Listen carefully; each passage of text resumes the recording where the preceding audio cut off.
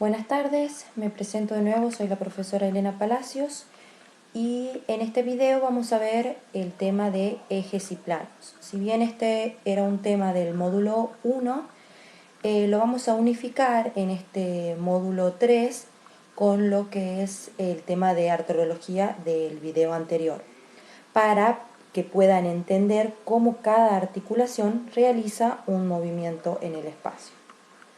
Para esto vamos a ver lo que es la planimetría, ¿sí? La planimetría se define como una parte de la geometría que se encarga del estudio y de la medición de planos en el espacio. Esto nos va a ayudar a entender el cuerpo humano en relación al espacio que nos rodea, ¿sí? Siempre no nos olvidemos que en una posición anatómica, como lo dijo la profesora Alejandra, el individuo tiene que estar de pie, mirando hacia el frente, con la cabeza erguida, los miembros superiores cayendo hacia ambos lados del tronco, las palmas de las manos hacia adelante, los miembros inferiores juntos y los pies paralelos, mirando hacia adelante, ¿sí? Como el dibujito este de la portada, ¿sí? No nos olvidemos de la posición anatómica, que es muy importante. Vamos a definir qué es un eje y qué es un plano, ¿sí? El eje es una sucesión infinita de puntos, es decir, una recta. Y un plano es la porción del espacio delimitada por dos ejes o dos dimensiones. Tenemos tres ejes y tres planos. Tenemos eje sagital, eje transversal y eje vertical. Y los planos sagital, frontal y transversal. Lo vamos a ir viendo uno a uno y después lo vamos a unificar, ¿sí? Vamos por el primer eje, es el eje sagital o eje anteroposterior, de cualquiera de las dos formas está bien dicho, ya que el mismo atraviesa o cruza el cuerpo o alguna parte del cuerpo desde anterior hacia posterior, o al revés, de posterior hacia anterior, es lo mismo, ¿sí? Ese es el primer eje. El segundo eje es el eje transversal u horizontal, que es lo que cruza al cuerpo de derecha a izquierda o al revés, de izquierda a derecha, ¿sí? De cualquiera de las dos formas está bien, es para que lo vayan entendiendo, ¿sí?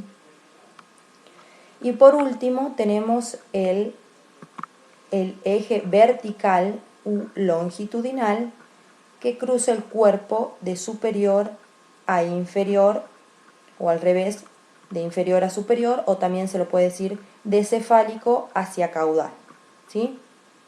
Estos son los tres ejes. Vamos a continuar con los planos. ¿Se acuerdan que habíamos definido que un plano era la porción del espacio que estaba delimitado por dos ejes o dos dimensiones? Cuando yo hablo de dimensiones, hago referencia a que tenemos el alto, el ancho y lo profundo. Tenemos ahí las tres dimensiones del espacio. Ahí vamos a colocar el cuerpo humano, como está acá en el dibujito, y vamos a delimitar los planos, ¿sí? Vamos al primer plano, que es el plano sagital. El plano sagital es la porción del espacio delimitada por el eje vertical, que es este, y por el eje anteroposterior, que es este, ¿sí? Este plano divide al cuerpo en dos, ¿ven? En izquierda y derecha. Y los movimientos que se realizan en este plano son los movimientos de flexión y de extensión. Por ejemplo, acá tenemos la flexión del codo, la extensión del codo. Acá tenemos la flexión de hombro y la extensión de hombro, ¿sí? Entonces, la flexión y la extensión se va a dar en el plano sagital. El plano sagital, repetimos, está formado por dos ejes, que es el vertical y el anteroposterior, o por dos dimensiones, el alto y el profundo. La flexión se da en el plano sagital en un eje transversal. Como memotecnia, si le sirve, como un plano está formado por dos ejes. En este caso vemos el vertical y el anteroposterior. Y el eje que queda sin formar el plano es el eje transversal, que es el que cruza por acá. ¿Se acuerdan que habíamos visto? Entonces, en ese eje se va a realizar el movimiento de flexión y extensión, ¿sí?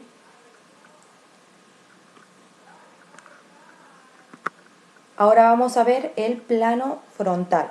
El plano frontal es una porción del espacio que está delimitada por dos ejes, el eje vertical y el eje transversal, o por las dimensiones alto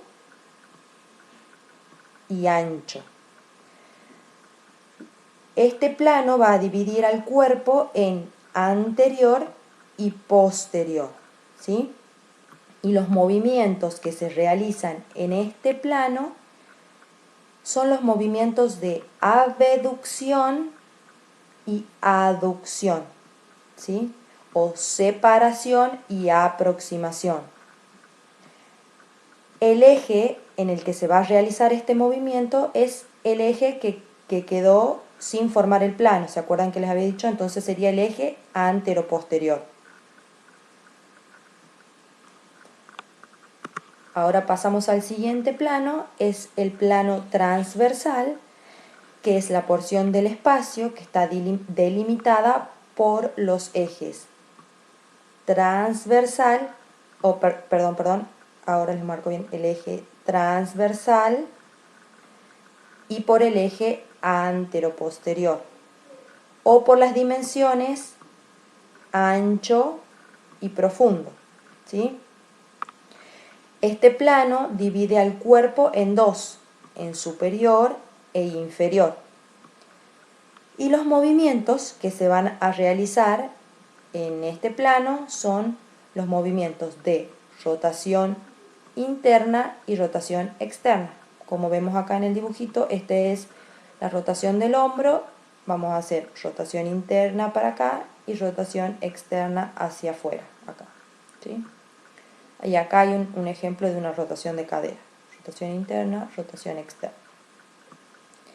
¿En qué eje se va a realizar estos movimientos de rotación? En el eje vertical o eje longitudinal, como lo quieran llamar, ¿sí?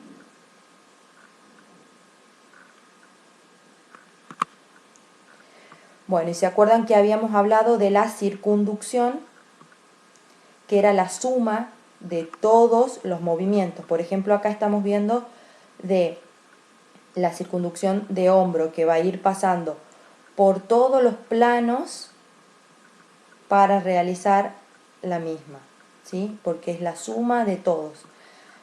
Ahora lo vamos a ver cómo las diferentes articulaciones se clasifican según los grados de libertad. ¿Se acuerdan que habíamos visto estos 6 tipos de 6 géneros de articulaciones?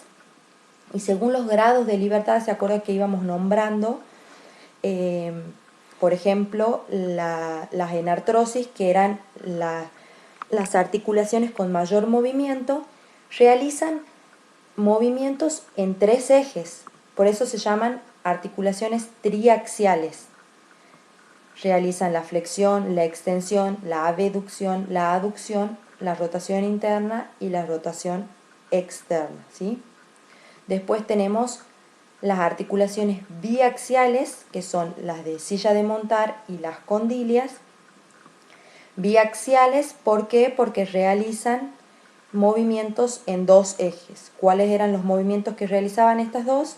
Eran abducción y aducción y flexión y extensión, ¿sí? Y después tenemos, las uniaxiales, que realizan movimientos en un solo eje, la troclear y la trocoide. La troclear, ¿qué es lo que hacía? Flexión y extensión. Y las trocoides realizaban rotación interna y externa, ¿sí? Y por último tenemos las no axiales, que eran las artrodias. ¿Por qué? Porque estas, acuérdense, que eran articulaciones planas, entonces solamente hacían movimientos de deslizamiento, ¿sí? Entonces esta es otra forma de clasificar a las articulaciones. Bueno, para ir terminando vamos a definir qué es lo que es la movilidad articular. Es la capacidad que tiene una articulación de realizar movimientos para los cuales están estructuralmente conformados. ¿Y cuáles van a ser los factores que influyen en la movilidad articular? Van a ser los grados de libertad que le permite la articulación, la elasticidad y extensibilidad del tejido muscular, la elasticidad y extensibilidad del tejido conectivo, es decir, de la cápsula, los ligamentos, los tendones, todos los elementos comunes que habíamos visto que tenían las articulaciones sinoviales o móviles. Esos van a ser los factores que van a influir en lo que es la movilidad articular. Van a ver en módulo más adelante qué es lo que es la elasticidad y la extensibilidad, pero bueno, podemos decir que la elasticidad es la capacidad que tiene un cuerpo de recuperar su forma después de que cesa la fuerza que lo altera. Y la extensibilidad, la capacidad de extenderse o de estirarse un tejido sin que se rompa, ¿sí? Eso si bien es como para nombrarlo nada más, pero lo van a ver un poquito más adelante, ¿sí? Y eso es todo por hoy. Muchas gracias y bueno, cualquier duda que tengan, no duden en ponerlos en el foro, que estamos todos los profesores a disposición de ustedes. Y bueno, espero que les haya gustado. Hasta luego.